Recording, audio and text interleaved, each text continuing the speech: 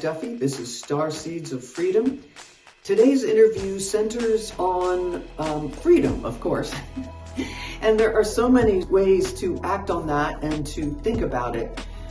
And how we think about it is equally important to the choices that we make and the actions that we take, because the mind influences all of our choices, of course, and our thoughts influence such a wide range of outcomes. So it's important to look at how we think. And I say we, not just we individually, but we collectively. How does the culture think? What does it think you should think? Do you really think that? What do you really think? There's no way in this series that we can avoid the topic of freedom of speech, nor would we want to. So we're going to approach that matter in this interview today with a really sharp guy with a really cute accent on the question of censorship from a very unusual perspective. So without further ado, today is an excellent day because in the midst of all the madness in the world, we're having some really awesome conversations, investigating and exploring important subjects like the freedom of speech. And today we have with us Professor Max Guimarães. Now, I'm not saying that quite right because this is in Brazilian Portuguese. So, Max, I'm going to ask you to say hello and pronounce her last name for us. Hi, Carrie. Thank you very much for having me. My pleasure. It's Max Guimarães, but that's fine, the way you pronounced it. Okay, Guimarães. I'm close. All right, so I want to give you Max's bio because he's a really interesting guy, and that's why we're here talking with him today. He earned his PhD from the University of Maryland and went on to be a professor at the Federal University of Paraná in Brazil. He's also a music enthusiast who plays the drums, and so, of course, we love him for that. And the reason he and I met, he's an Austro-libertarian. If you don't know what that is, then this discussion will be edifying to you in even more ways. And it's a topic I plan to explore in upcoming sessions of Star Seeds of Freedom. Max has dedicated most of his career to those aspects of natural languages which are more related to hard sciences, how grammar is encoded in the brain, physiology of speech, and so on. But more recently, he shifted his interest to those aspects of natural languages which relate to other fields of the humanities, the use of language in a social context, pragmatics, sociolinguistics, and so on. What's really cool is that he's currently developing a new framework to approach language use that's based less on the tradition of linguistics itself and more on the tradition of Austrian economics. Okay, so this is a new way of talking and looking and thinking about freedom of speech. And Max, I'm going to ask you to maybe just explain where you're going with this, where you want to start, and how can people understand your new theory, of how we think and how we use speech according to how you think and you use speech. All right. So first of all, whenever we talk about freedom of speech, usually what comes to mind first are things like cancel culture, hate speech, all that shit from social justice warriors. And even though that's pretty important, there's a lot of coercion going on there, I'm much more focused on language itself, because the thing is, in this whole madness, they are trying to impose us a new version of the language. Oh, these are the words you can say, these are the words you cannot say in this situation, here and there. So there's something about the language itself, like the code, and people controlling that. So my focus on, when I talk about freedom of speech, I'm talking more about that than about which opinions are allowed or not. And one thing that is key in my line of thought is the concept of property.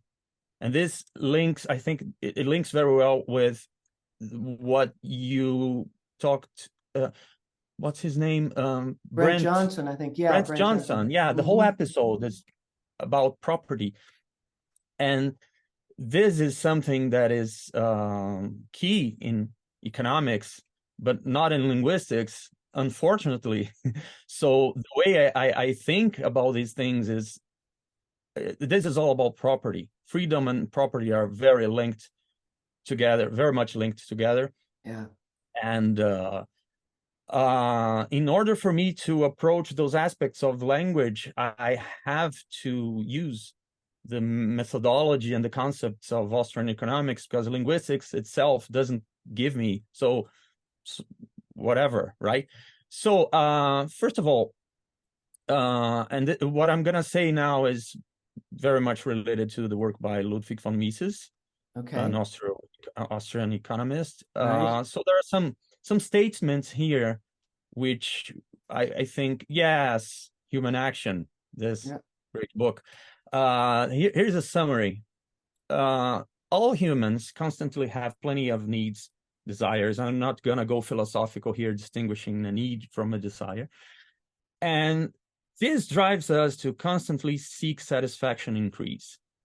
So human action is the conscious, the deliberate, the rational act upon the current state of affairs, aiming at changing it into something new, another state of affairs, believed to be more satisfactory. Right. So you think you're getting what you want, how to get what you want. Exactly. Every instance of human action involves a choice for one thing over all other alternatives. So performing human action is a trade you make with yourself. So what you choose to do is what you buy, and what you give up is what you pay for it, so to speak. So let's come up with a practical example. So let's say Carrie now is lying on the couch for a rest.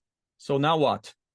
So she can stay lying on the couch, resting for 1 more hour. So it sounds like doing nothing, but this is doing something. This is choosing to stay in the same state of affairs with instead of something else. She can go to the gym and work out. She can pick up the guitar and write a new song. She can go to the kitchen, prepare a meal and eat it. She can go to the movie theater, go to the grocery store. She can set up a garage sale and sell all her stuff. She can talk to Max about freedom of speech. She can talk to Alice about sports and so on. So there's no way she can do all those things at once. Maybe 2 of those at once, maybe, but she's going to have to make a choice. So according to her subjective judgment, right now, one of these things is more important than the others, and this is the one she's going to do. So she's giving up on many other things and doing what she believes is the best thing to do, what she believes is going to bring her more satisfaction a minute from now.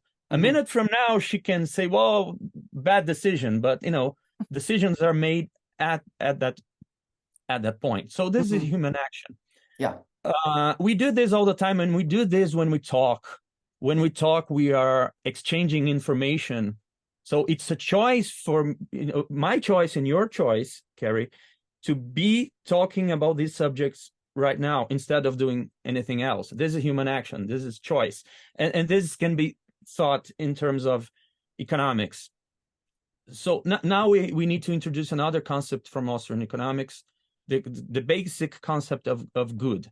It goes all the way to Karl Menger. So a thing is a good if it has the following properties. If there is a human need felt by a certain person, a need for that thing felt by a certain person in a certain context, if that thing is perceived by that person in that context as being a means to achieve the satisfaction of that need, it doesn't have to satisfy the need. It has to be perceived as perceived as something that is going to achieve satisfaction. And it also, if the thing is a good, if it's possible for person P to have that thing at their disposal and have command over it in that context in order to effectively use it to satisfy the need. If all of this is correct, then that thing is a good. And something can be an economic good if it's scarce. Something if it's not scarce, is a non-economic good. So the air we breathe is a good. It is these days. To an end, but it's not scarce. There is enough for everybody. No conflict arises. So the notion of property over this it doesn't make any sense. But if something is scarce, then it's not the case that everybody can use it at the same time. So property is something that it's kind of puts an order that property is what makes it possible for this to be used without conflict. So we're taking that something is scarce if it exists in a quantity that is not greater than the quantity demanded by the people. Yeah, that's right? Basic supply and demand. Yeah, basically. Okay, now from this concept of good to other stuff more related to ethics, we can say this is based upon Murray Rothbard's book, Ethics of Liberty. We can define property in following some steps, starting from the premise that all human individuals have ownership over their own bodies. If you don't accept that, case closed. Well, yeah, and there's no point to this conversation. I mean, I think all of our listeners, I'm happy to say, do accept that. Yeah, let's take that as a given. Yeah, let's take that as a given, and let's see how far we can go with that premise. Yeah. So,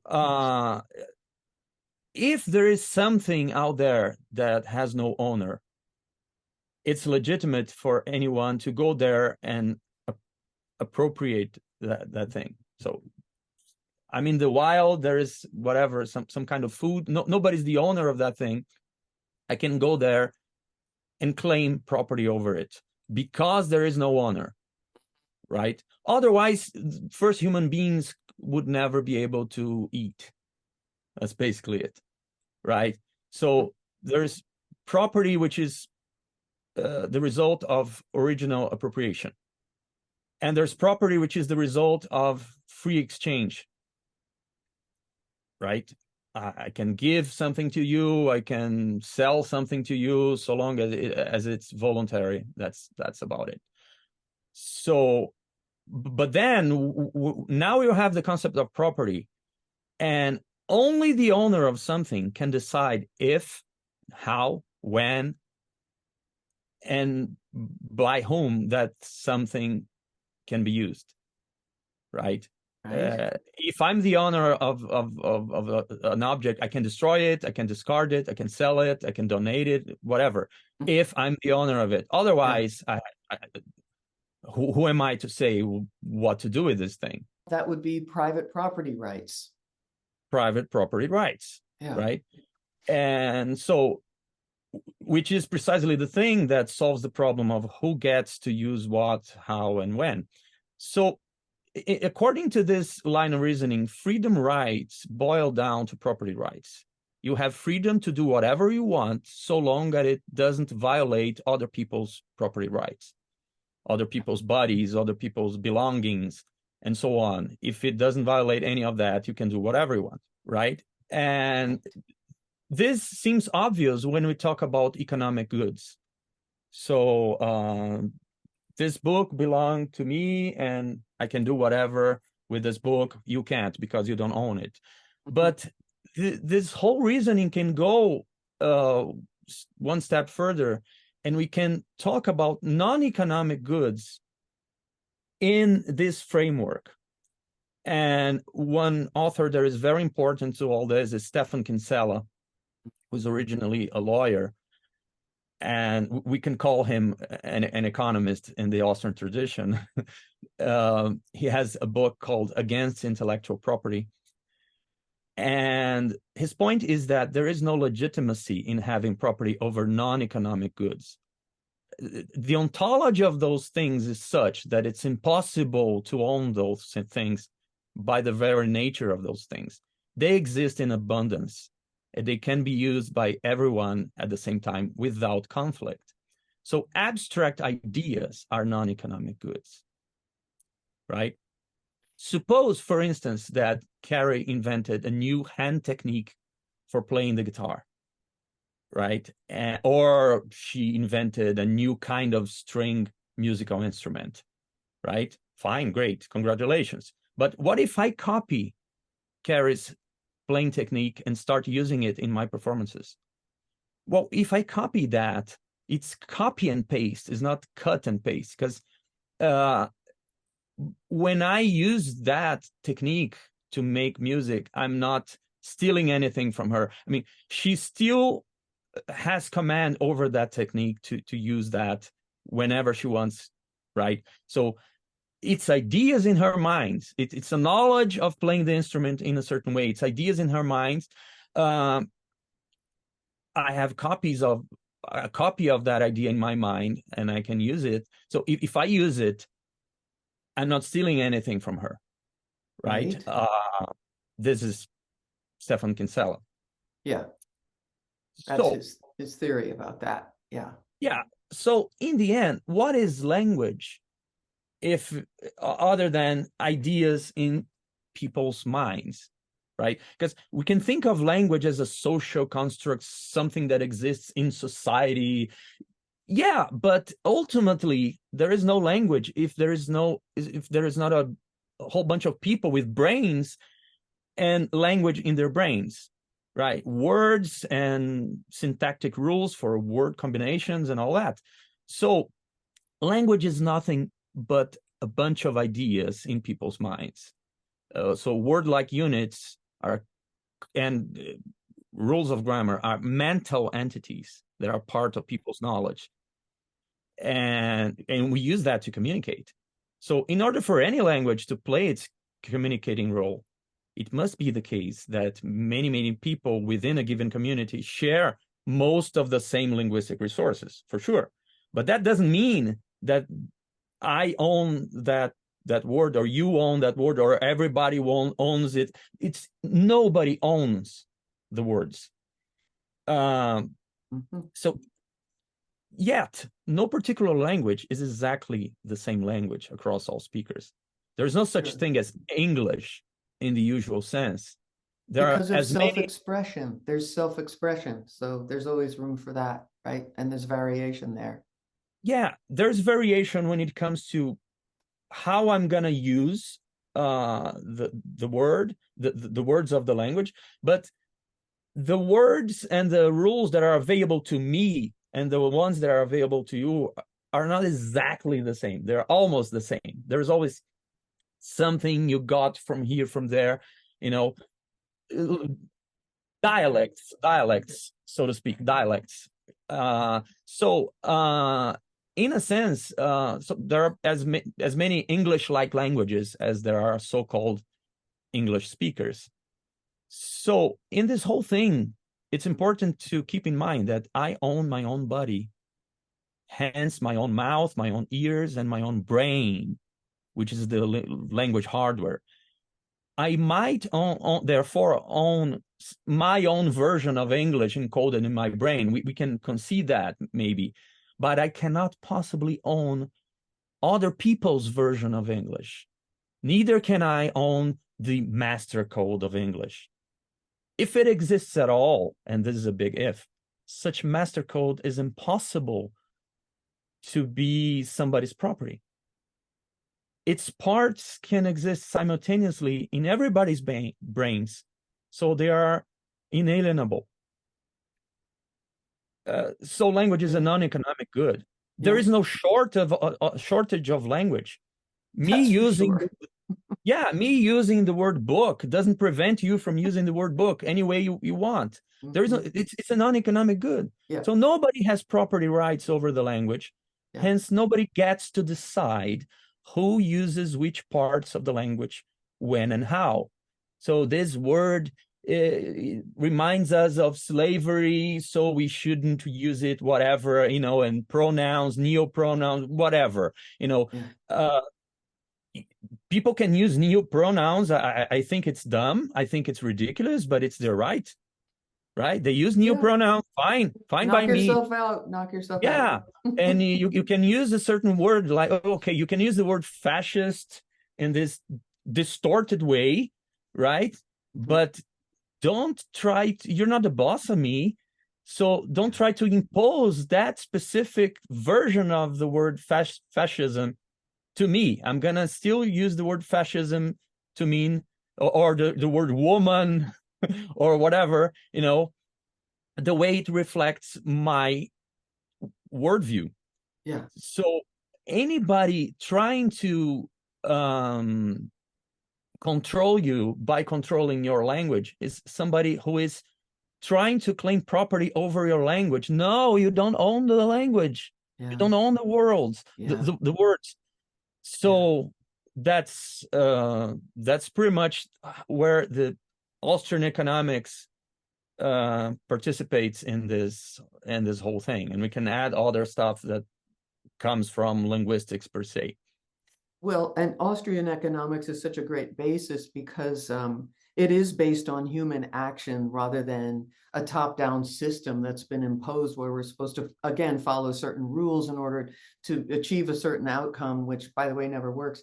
And actually, my favorite definition of Austrian economics comes from saywhatyoumean, who said that Austrian economics is free market economics, which is economics.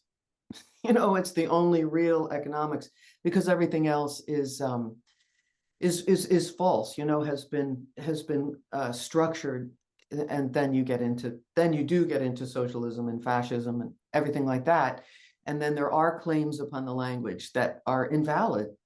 They're just invalid. There's no other way to put that. So it's a really, really interesting connection that you make between specifically Austrian economics and speech, and there we are with freedom of speech. So this is a theme that you've been developing lately and working on, and where are you going with it? Is there a particular, are there further threads of it that come in that we should look at? Yes, I'm pretty sure, but if you ask me specifically, like, I don't have much to show you right now because this is like brand new stuff. Yeah. But Yeah. there are some proto ideas I can share with you right now. It's nice that you brought up this line from saywhatyoumean. Yeah, economics is Austrian economics, and it's all about free market. And this is something I'm using in my framework, which seems odd at first, and it requires some clarification, right? Because I've just defined that language is a non-economic good. So, okay, but so how come then I use economics to deal with this stuff, which is a non-economic good, right? So now we're gonna have to go a little deeper into certain aspects, because I consider that whenever we are engaging in conversation, this is exchange of information in a free market, a free market of ideas, and a free market of expressions of ideas, right? I may consider that word X is a little more appropriate. You may consider word Y is a little more appropriate to name a certain thing. That's fine. It's in a free market of expression of ideas. We just have language used. Right. We have different word choices going on. Different word choices going on. Everybody's free to use whichever word they want. And then there's a question of at what point do you degrade meaning and it becomes impossible to communicate, Yes. So there's that. Yes, there's like that. And it's funny, it's sort of like how fascism and communism, they meet, they start here, but really they're really next to each other. They're the same thing. I mean, if you take away property rights, you do take away freedom of speech. If you have socialism or you have a system where there are no property rights, it's a lot easier to for claims to be laid upon the language and for it to be Exactly. used against other people and used against, you know, whatever they're trying to that system is trying to suppress. And it's never a good thing. Whatever they're trying to suppress always has to do with gaining more control for them and less freedom for you. So this is where freedom of speech and economics come together in a way that I think most people don't really think about. And I'm wondering, has Rothbard explored this? Tell me the title of the Rothbard book again. Because I only have Ethics of Liberty. Okay, Ethics of Liberty. I have this, and I don't know if he covers no, it's this one here. It's this one. Okay. No, he doesn't talk among the Austrian authors. Hayek is the one who talks about language He's the the most. guy. Yeah. Yeah. Yeah. But I totally agree with you that, yeah, my freedom to speak the way I want is the same freedom that the crazy guy over there has to speak, you know, talk with new pronouns and so on. I totally agree with you that there is a point where we get confusion, you know, just people keep redefining words in such a way that communication becomes very, very difficult. But I think that if we, you know, there are lots of neocons over there who try to say, no, we should stick with proper English, proper grammar, whatever, you know. No, I think to talk the shit you want to talk and let me talk the way you're not the boss of me. Just no matter how crazy is your speech, go for it. But I'm not gonna comply with your craziness. Whenever I talk, I'm gonna use the word. And this is, which is what happens in language in general, even if we don't have any controversial topic, any political dispute. Language is changing all the time. People are making choices all the time. And sometimes those choices live together side by side, context A, context B, you know. And sometimes one of those choices becomes the only thing in the language 10 years after, and language changes. I mean, this is ordinary language. So I think we can deal with it in principle just by not complying with this craziness, but we need to understand the very nature of this whole thing. And first of all, nobody owns the language. Yeah. Second of all, when we talk, it's human action. We are deciding to have this conversation here instead of doing anything else. I'm giving you some information, you're giving me some information in exchange. And this is something that I can see some Austrian economists saying, oh, hey, Max, no, you're going too far, because you just said that ideas in your mind are not economic goods. So when I say something to you, you say something back to me, I still keep that information to myself, the thing I told you, and you still keep that information to yourself, the thing you just told me. So how come I put those things, I give them the same status as if we were exchanging. So, Carrie, I know you're no longer using this particular guitar. Would you sell me for $200, whatever, $1,000? Okay, fine. I give you money. You give me the guitar. I no longer have the money. You no longer have the guitar. It's not the case here. Yeah. So it might sound crazy, but here's the thing. Here's the thing. When I talk to you, when you talk to me, we are giving up the chance of doing something else. You could be making money playing, you know, at a concert or something else. I could be giving a lecture about grammar for money, but I'm choosing to do this. So what's happening here is that, so time is scarce. I cannot do a million things at once. Yeah. So whenever I'm doing this, I'm talking to you, And if I'm giving you some information, I'm kind of working for you, in a sense. It's labor. Because you're giving up your time to contribute Exactly. information to me. Mm-hmm. And you are giving your time to me, To listen. which is scarce, in exchange. Yeah. And this is true even if we are not, suppose there is a conversation which is not like both ways. It's like one person is talking all the time, the other person is listening all the time. This can happen. So long as it's voluntary, and one person wants to be the one listening all the time and the other one wants to be the one talking all the time, there is an exchange. So I give you this information and you give me the opportunity for my ideas to go beyond my mind and to spread my word. So in this sense, it's an economic relation. Every human interaction, every conversation, when people have sex, I'm not talking about prostitution. It's one person working for the other person, strictly speaking. Yeah, right? Sure. So Put it that way. in this sense, we can use economic theory to approach this, and ultimately, it's the freedom of the person to do whatever, to say whatever, use language the way the person feels more appropriate.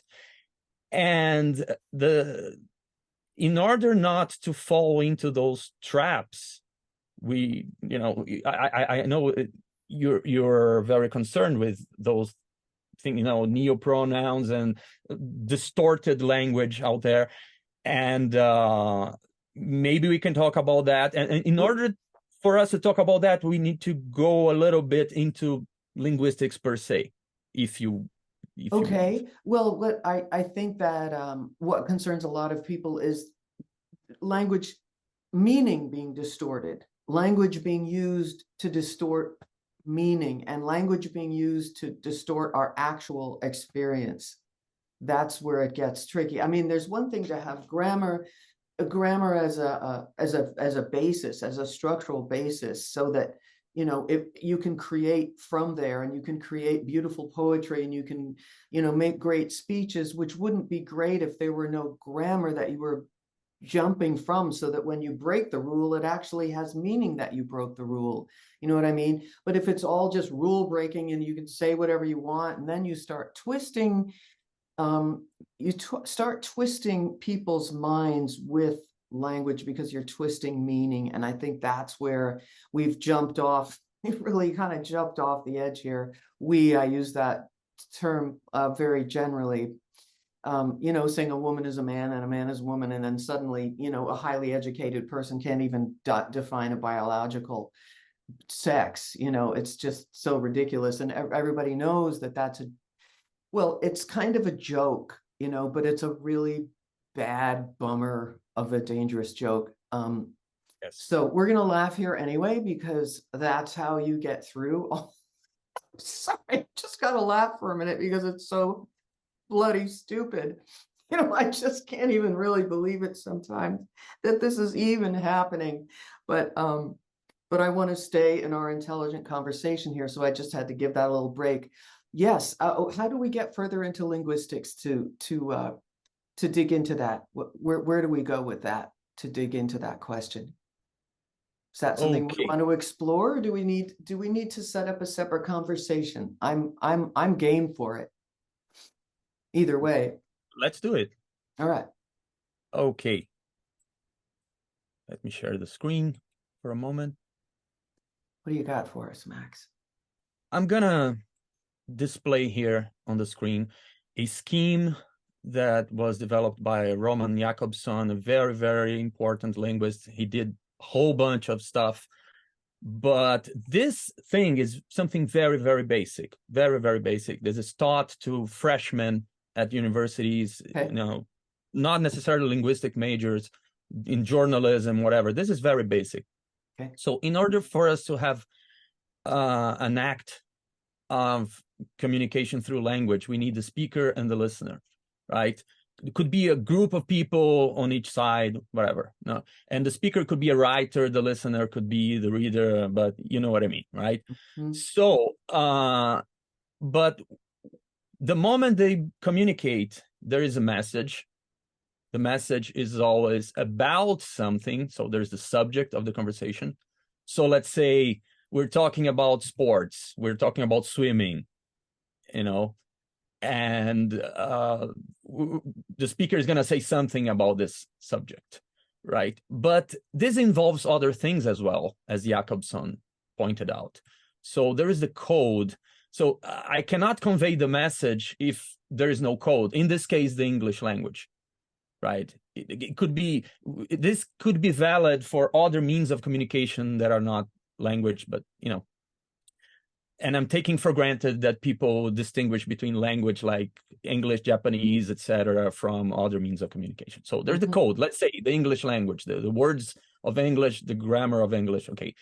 And this person is going to say something about sports, about swimming, right? And there is also the medium, right? I can tweet about this on the internet. I can say the message to the person looking in the eye. I can use a megaphone, whatever, right? So there's always something that is the medium which we use to get our message across.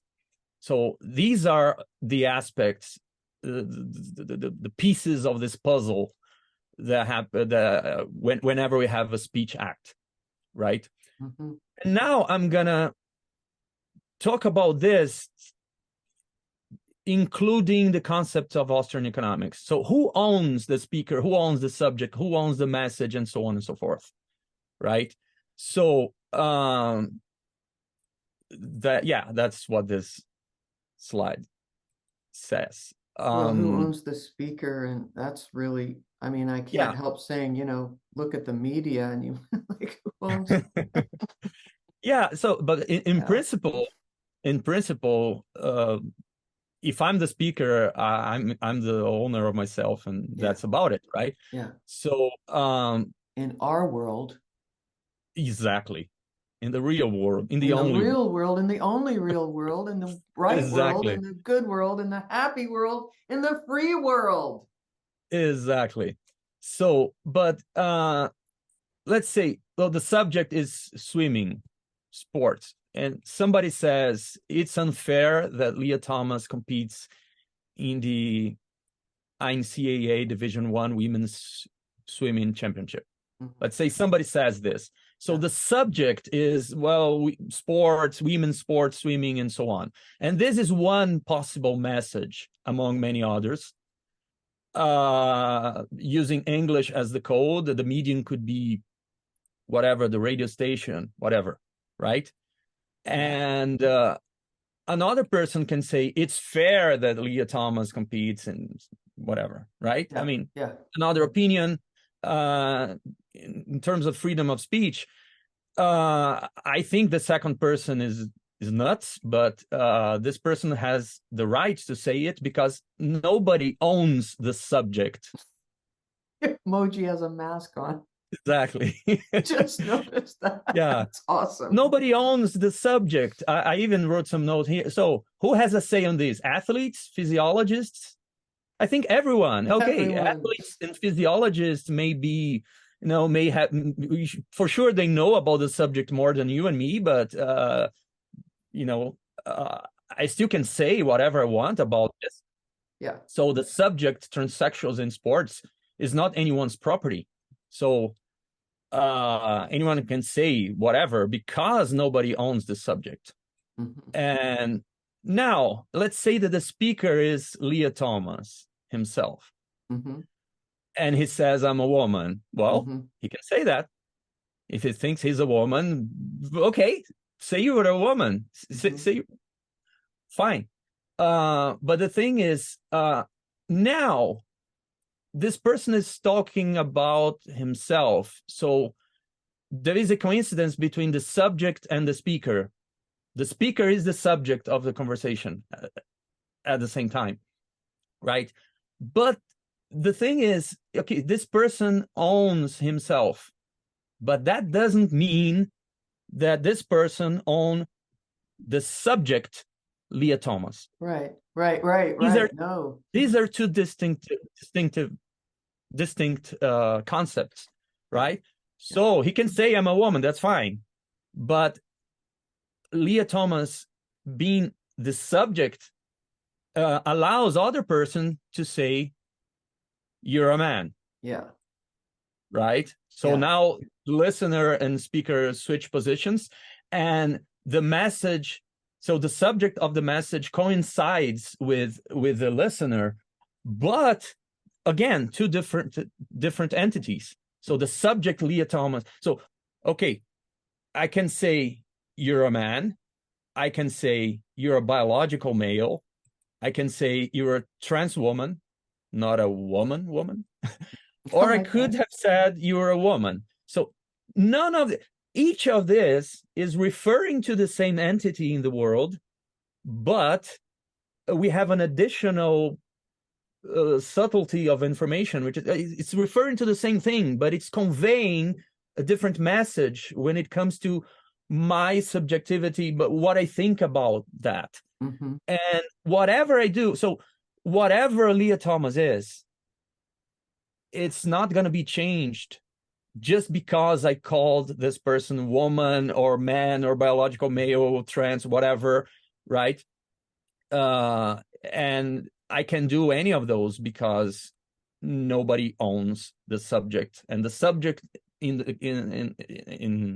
case in point is Leah Thomas. Leah Thomas owns his own body, fine, but as the subject of the conversation, I don't have to take that as something that prevents me from saying what I want to say, how I want to say. Okay, enough of those slides. I have a comment now about what I said so far.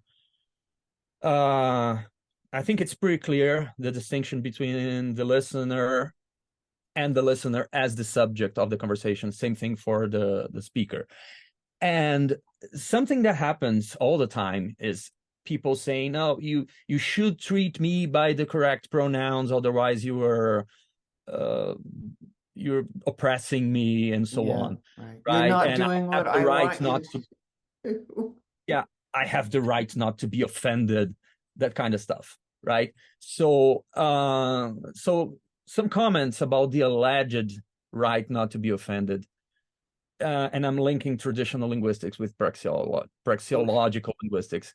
So first of all, there's this distinction between the speaker, the listener, or even a third person and the subject. We talked about this already, but there is another author from Austrian economics that is relevant here, which is Walter Block. He has a book called Defending the Undefendable. It's very radical defense of freedom of speech, pretty controversial in some parts. I'm not gonna go over the whole thing, but one important thing he says is like, your reputation does not belong to you. That's no matter for who sure. you are, right? Because your reputation, what's your reputation? Your reputation is nothing but ideas in other people's minds. Yeah. So there's nothing to do with you, really. I mean, it has nothing to do with you at all. Exactly. So, and by the way, you have as many reputations as there are people who know you. And there's nothing you can do about it. People who've heard of you and don't know you at all. That's where reputation really gets interesting.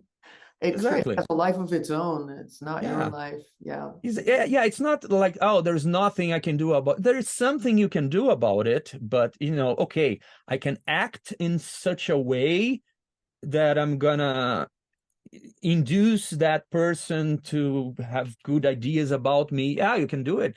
But the consequences are gonna be whatever they are gonna be. Right? You can do something, but you have no control over ideas in other people's minds. You have no property over those things, right? So, hence, other people's defamatory speech towards you don't violate your rights, your property, your freedom. So, whenever somebody calls Leah Thomas a man, a biological male, whatever, that person may not like it. Somebody may call me an idiot. I won't like it. Somebody may call it a genius. I will like it. But that doesn't, the first speech doesn't make me an idiot. The second speech doesn't make me a genius, right? So when we think about this whole thing in terms of property, that's pretty much the consequence. But now there is one, remember the speaker, subject, message, code, listener, the medium, right? The medium is something that can be property of somebody, right? I can be the owner of the radio station. I can be the owner of the chalkboard, of the megaphone. I can be the owner of the meeting room in which people are sitting. I can be the owner of the internet provider, the phone company, whatever. So in this case, depending on the contract, we're not talking about violations of contract, right?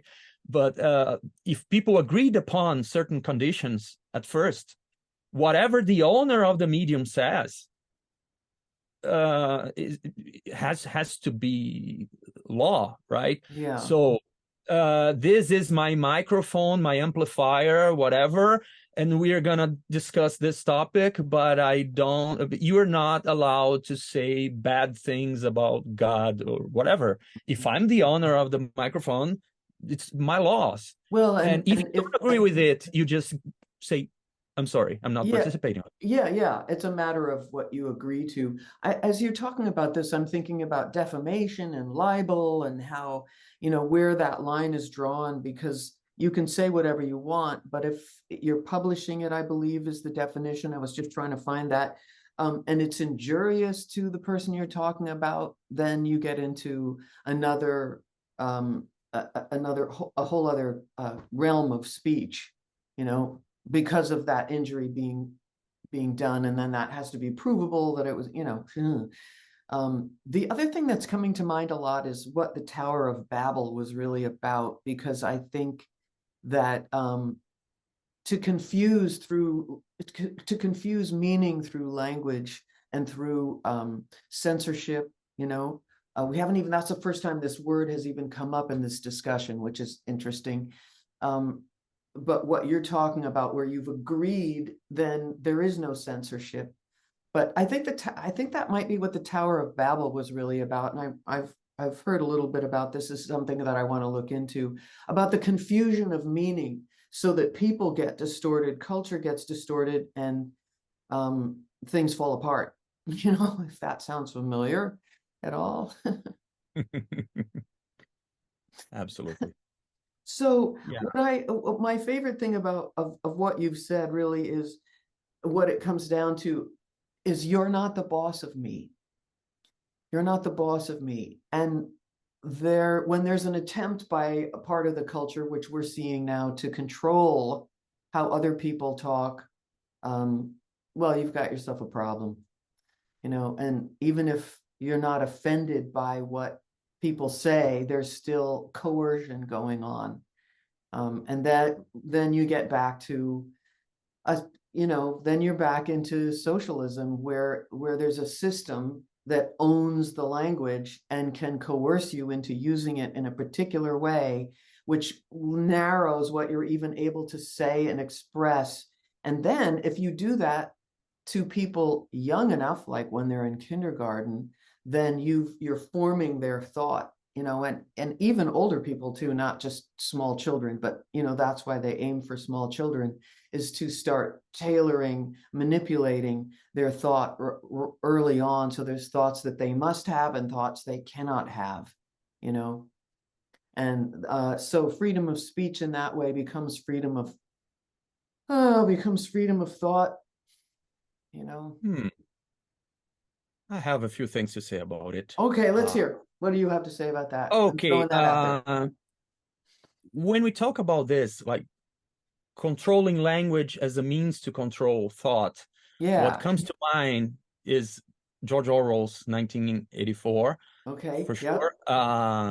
Great book, Prophecy. Prophecy.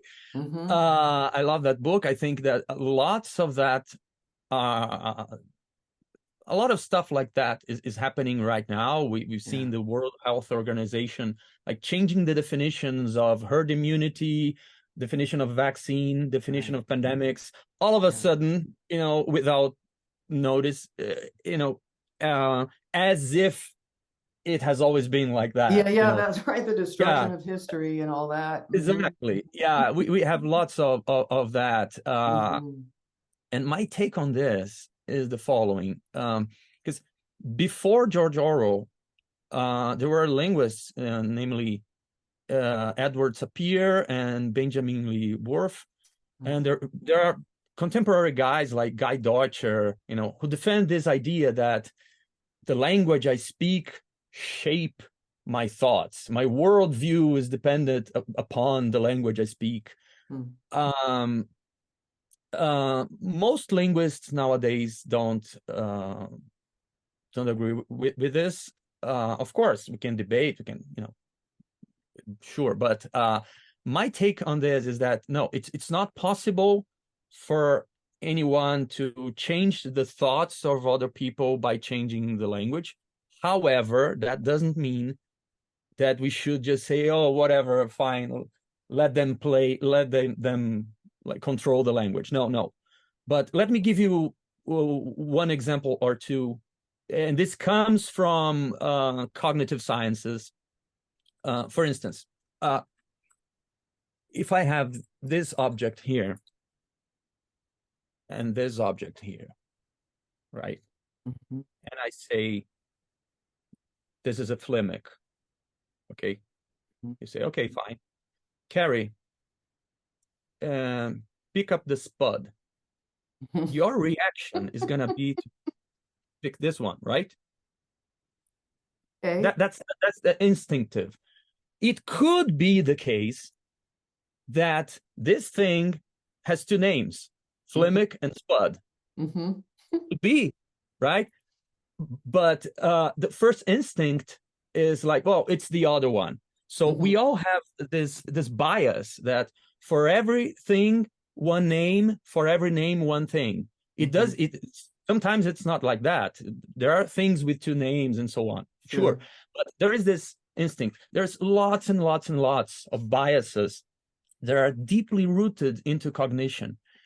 And they are pretty much the same tools that allow us to come up with new ideas on the basis of old ideas and come up with new language on top of old language all the time. There's nothing they can do to prevent us from creating the language we want to create to express ourselves. Yes, usage creates language, and human action creates language because that's usage. Yeah. Yeah. Yeah. The thing, but this doesn't mean we should not be concerned with this, because here's what happens. Yeah. Suppose I'm kind of concerned. Yeah, because let's go back to that example of Leah Thomas and all that. So there's you can call that person a man, you can call that person a woman. So I call him a man. The woke people call him a woman, and okay, it's their right to think that way if they think it has absolutely no difference, whatever, biology is irrelevant. Okay, fine. So you think what you think and you express yourself in the way that is appropriate, and so you pick the word woman. That's okay. And you can call the person biological male, trans woman, and now we are in a fuzzy middle ground, because there's people who say, well, once you say biological male, you are already conceding something, right? So there's the biological male and the non-biological male, yes. The fact that you have to specify indicates that there is more than one version. Exactly. And the same thing goes for trans woman. So a trans woman is a woman. For some people, yes. For some people, no. It's like a toy gun is not a gun. Yeah, we're in a strange place right now. Yeah, but the thing is that there's no way out of the fuzzy middle ground. We have to navigate in this fuzzy middle ground. There are points in which it's inevitable, and in order for you to convey a certain contrast, to make yourself clear right?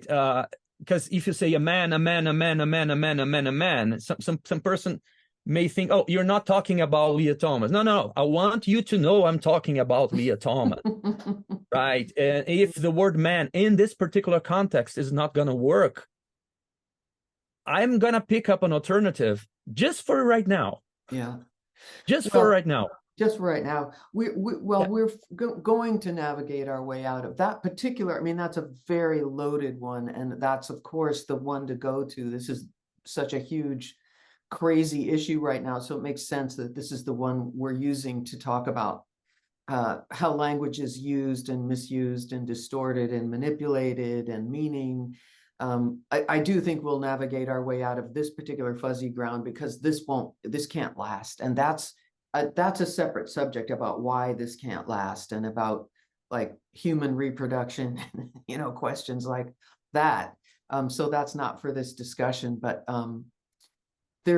I'd love to get more into Austrian economics with you. And I wonder, maybe this is a good place to wrap it and think about how we want to dive into, because I feel like there's a lot more territory we could dive into here. And but that we should back up and reform our thoughts and then come at it again, because there's just a lot to be explored, and to be to shine some light. You know, there's so much confusion. How can you and I help navigate us out of this fuzzy middle ground? You know. Yeah, I totally agree with you. Yeah, we reached a point in the discussion where, yeah, there's this fuzzy middle ground. It's unescapable. Yeah, we can't just say, well, there's man and woman, and because otherwise we are going to be the authoritarians. Yes, exactly. Prohibiting the use of the trans woman, whatever, right? So that's a complex subject. Maybe it deserves another conversation. I'll be happy to talk about it. But let me say just one more thing. Please finish your thought. Yeah, I interrupted you. Which is this whole thing I said, so that about the ultimate version of the Orwellian dystopian world being impossible. That doesn't mean we should not be concerned with people controlling language. Because the thing is, if they have a gun pointed to my head, well, I'm gonna say whatever. I'm gonna say woman, trans woman. I'm gonna say whatever they want, because I don't want to die, right? That doesn't change the ideas in my mind. But the thing is, the more those people use coercion, and coercion can be like we have this nowadays. In Stanford University, you know, governments, you know, they have lists of words that are politically correct and not correct and all that. When you use social media, Twitter, you know, sometimes depending on the social media, you type a certain word and you get shadow banned. And if you write in a different way, you get more visibility. That's censorship right there. Yes, of course it is. In fact, this is going on to YouTube, but it may actually have to go onto Rumble, depending how much more we talk about. The thing is, even though they don't own the language, the code, there's people who own this medium, that medium, that medium. You know, they own the microphone. They own the microphone. Yeah. The big corporations and governments. So owning the medium has the effect it's as if they owned the language. Yes. Kinda. Yes. Right? Yes. This whole discussion has been pointing toward media. Yes. Yeah, exactly. So the consequence is this. If I want to be heard, I'm the radical. I'm gonna say I don't care. I'm just gonna say what I mean.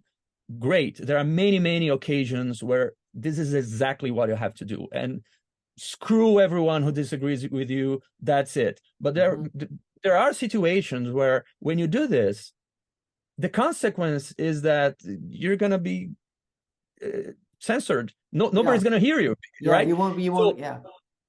And you're gonna have to navigate the middle ground in a clever way, right?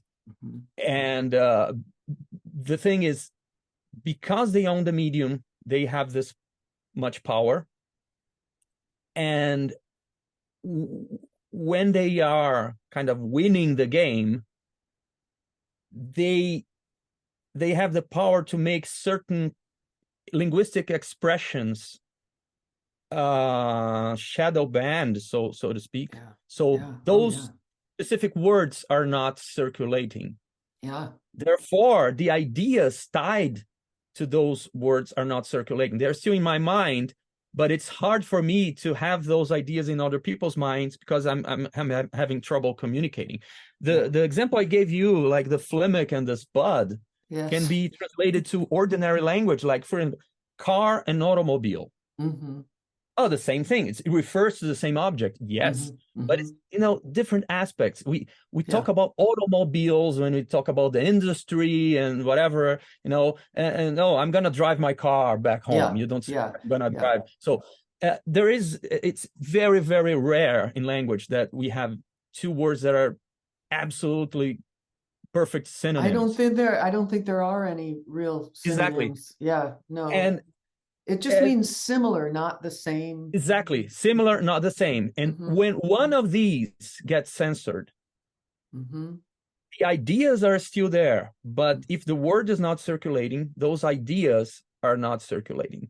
Yeah. And this is concerning. And the answer is, well, we have to navigate the fuzzy middle ground in a clever way. And we have to come up with technologies, decentralized communication, other kinds of medium. For sure. I mean, and the internet has brought some of that. I mean, they're trying to run the internet. Web, Tor, whatever, to make ourselves visible to other people, saying what we mean. Yeah. That's pretty much it. Yeah. Well, I think we need to return to this fuzzy middle ground and how to be, what you're saying, clever in navigating it. So we're going to give this some thought. And I want to thank you on behalf of our whole audience for being with us today, Professor Max. And I'm going to put your email address in the show notes so that if anyone wants to reach out to you to communicate further, speaking of communication, that you are accessible. And this is a fascinating guy to talk to, as you can tell, people. So you should feel free to reach out to him. And we're going to be back, me and Professor Max, right? Absolutely. Yeah. My pleasure. Love it. Okay. I loved it. Yeah, me too. See you real soon. See you soon. Okay, this has been another exploration on star seeds of freedom. An intellectual exploration in this case, but it led us into various emotional channels, and we'll be following up on those as well. We're working on new content right now. So if you liked it, please like and subscribe and share it. And come on back for more.